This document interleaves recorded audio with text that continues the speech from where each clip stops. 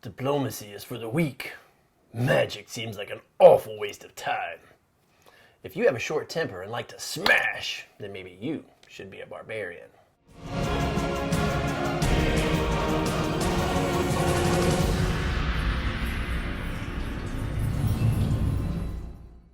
Hello, I'm DM Dunn. This video will be a beginner's overview of D&D 5th edition Barbarians. A barbarian would rather be primal and wild than stuck in a large city. They hunger for the chaos of battle. In combat, most barbarians go into what others see as a rage.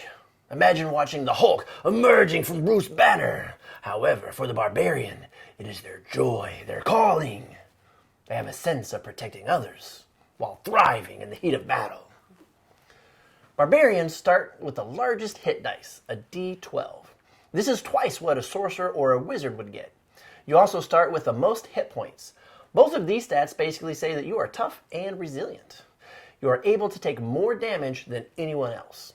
If used in this manner, your barbarian will be in the front line of battle, taking damage and protecting the rest of the party while they focus on their specialties, whether it's magic or ranged attacks. Each class has specific proficiencies that you gain a bonus in when using something that you are proficient with. Barbarians are proficient with wearing light armor or medium armor, as well as using shields. However, most barbarians choose to wear no armor. We'll discuss why in a minute. They are also proficient with simple and martial weapons, which are listed on page 149 of the player's handbook. At times, your dungeon master might ask you to make a saving throw. These are typically to reduce or avoid something bad. For a barbarian, if the saving throw involves strength or constitution, then they get to add their proficiency bonus to it. There is a standard list of skills that everyone can use. The DM will use this list when asking you to make a roll to see if something is successful. One example is Intimidation. I tried to intimidate the bartender to give me a free drink. The DM will probably ask you to roll an intimidation check. Your roll will determine if you were successful, thanks for the free drink, or not. What do you mean, no? If you have proficiency with one of these skills, then you get to add a bonus to your roll. This gives you a better chance of success.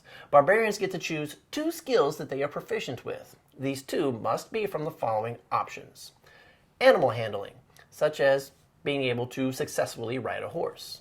Athletics, like being able to push over a giant boulder or jump over a big crevasse. Intimidation, trying to scare someone. Nature, maybe trying to figure out which way is true north.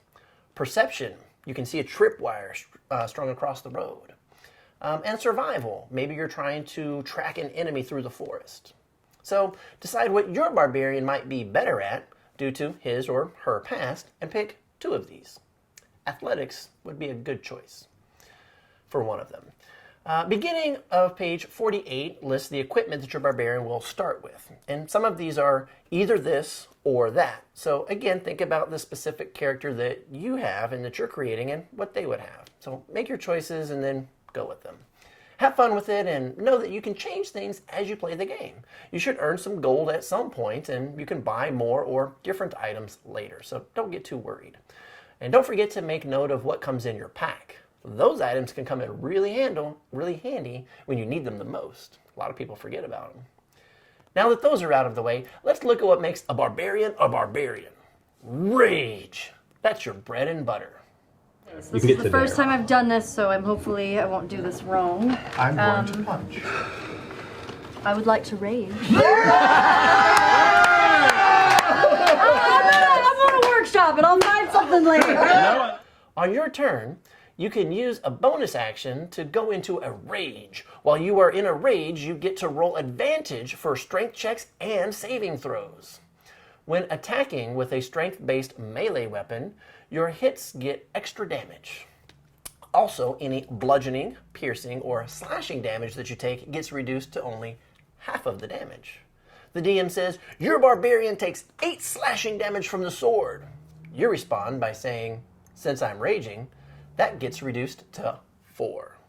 Yes, Not only should you have more hit points than anyone else in your party, but when you are raging, most of the damage that you would take is only half as much as anyone else would take. This is what helps make barbarians such good frontline fighters. There are a couple of things to keep in mind with your rage. The first one is you have a limited number of these available per long rest or per day. Second, if you don't attack a hostile creature or take damage by the end of your turn, then your rage will end. So it's a good idea to make sure you're in the battle before you activate it. If you have a high constitution and dexterity, then you may be better off not wearing armor. Barbarians have something called unarmored defense. This makes your armor class, or how hard it is for someone to hit you, 10, plus your constitution and dexterity modifiers added together. These modifiers are explained in my ability scores video, and you can link to it here. Once your barbarian reaches the second level, you now have access to reckless attacks. This allows you to throw caution into the wind, and with your strength and melee weapons, you can now fiercely attack with advantage. The drawback is attack rolls against you also have advantage until your next turn because you're going a little crazy. Also at second level, you have gained danger sense. This gives you advantage on dexterity saving throws from things that you can see, such as trying to dodge a fireball. When you are elevated to the third level, you must choose one of two paths. One of this is Path of the Berserker, while the other is the Path of the Totem Warrior. Also at third level, you now have access to 3 rages per long rest instead of just 2. And since this video is just to get you started, I won't be going into the details of the 2 paths or the rest of the features that you gain as you level up. These can be found on pages 49 and 50 of the player handbook. As I have mentioned before, you should set up your character however you want and use any flaws as fun storytelling. However, if you want the basic recommendations, then your highest ability score should probably be put into Strength, with the next one put into Constitution. I will be discussing backgrounds in a future video, but if you want an easy go-to for your barbarian, then you can simply choose Outlander. Backgrounds can be found starting on page 125. Have fun playing your easily angered barbarian. There is a handy chart on page 47 that quickly shows you the advancements that your barbarian gets as he or she climbs through the levels. And if you make it to level 20, which is the top, then your barbarian has earned the ability to never run out of rages. This is the ultimate in controlled rage. Like always, please help me out by hitting the like and the subscribe buttons. It is totally free for you, and it really does help me.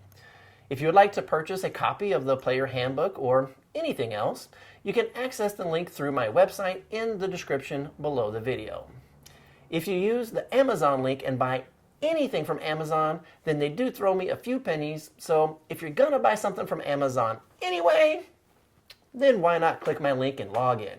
I do need all the help that I can to be able to keep these videos going. You can also help by becoming a Patreon. This is simply a monthly donation that helps me be able to keep bringing content like this to you. You can also access this via the link below.